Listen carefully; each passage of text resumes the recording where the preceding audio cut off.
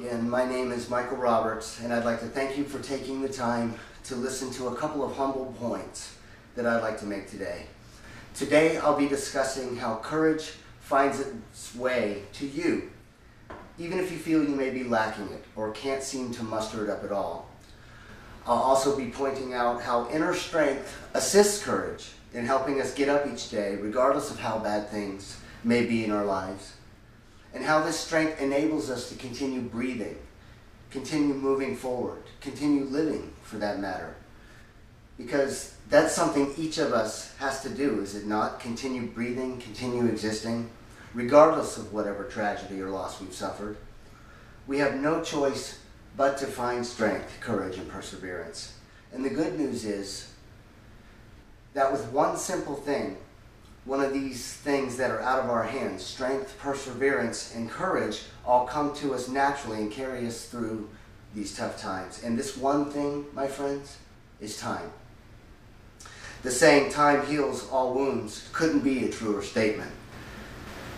And the greatest gift time gives us is the eventual realization that whatever tragedy or loss we've suffered, time heals this pain, and we almost always end up better off than we were before going through the tragedy or loss. Some of you may have heard this called divine intervention. Whatever title you choose to give it, it's most definitely true. 15 years ago, I decided to go into business for myself. I'm a house painter by trade. And being from a small town, I knew all the home builders and contractors in my area. Word of mouth would spread easily here, so repeat business and referrals would come my way and provide enough income to fill the gaps in my schedule. I knew without a doubt that I'd absolutely prosper in this business. And folks, I did. For years I supported myself, was able to buy a brand new vehicle, my first, and eventually purchase a home, again a first for me. I couldn't be prouder of these accomplishments. Eventually in my personal life I got engaged to be married. We had a little boy, the greatest gift I'll ever receive. I have an uncle who says, put a fork in me, I'm done. Well, I was on top of the world. But then everything changed with one simple sunrise, this fast. The economy turned bad, and with it, everyone's financial futures. People quit building homes. My builders all went out of business. Half of my income depended on these home builders. The other half came from residential homeowners looking to improve or maintain their properties. A good percentage of these folks went into foreclosure. The others, who could still afford to make home improvements, were just afraid to spend the money to do so. I could no longer support myself, but most importantly, my fiance and my child. Eventually, I too went into foreclosure and filed for bankruptcy. And folks, the amount of stress that comes from the impending doom of losing your home and all of your income is enough to kill a person, truly. Especially with a newborn depending on you. I became severely depressed, and my previous life of wealth and abundance seemed like a dream, like it never happened. One day my father, who was a school teacher, told me that there was an opening in the local school district for a painting position. I applied for it and got the job. When they told me what my salary would be, I about had a heart attack. It was about a third of what I needed to make to sustain my family. The story doesn't get better just yet, friends. I remained depressed and stressed to the max over the lack of sufficient income to keep us afloat. Well, the stress got the better of my family. My fiance broke off the engagement and moved back in with her family.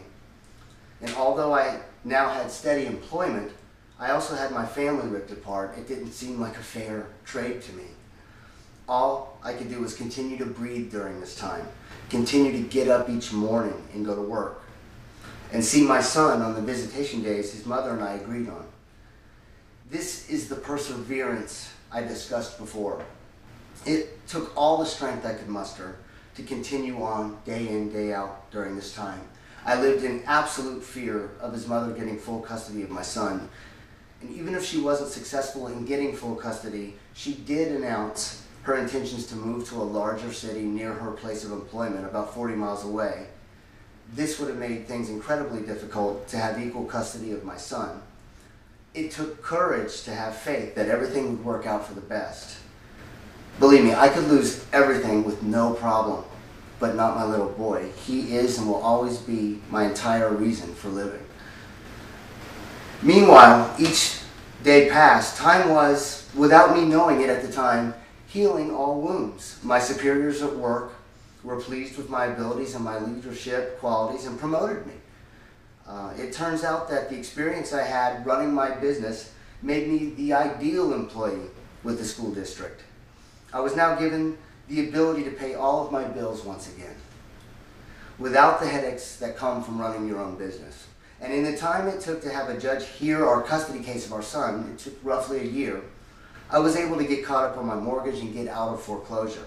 And yet again, with time, went before a judge who stopped my son's mother from moving my son to the larger city she intended to move to. His decision, and this is what's important, was based on the stability offered from my employment. The fact that my home was also my son's home from day one of his life. My job is funded by taxpayers, much like a government job. The hours are incredible. I'm home and available to take care of my son by 3:30 every afternoon. Granted, the money isn't great, but it is enough to sustain my son and I. The judge decided that we were to have equal custody of our son, so no one was to pay child support, and there it was. Time had healed all wounds. Emotionally, my son adjusted to the changes in his life and is a very happy little boy, as did his mother and I. He sees us both all the time, and we get along splendidly.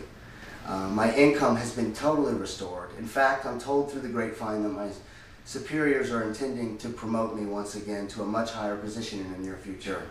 And I find myself here today, no longer depressed, but happy.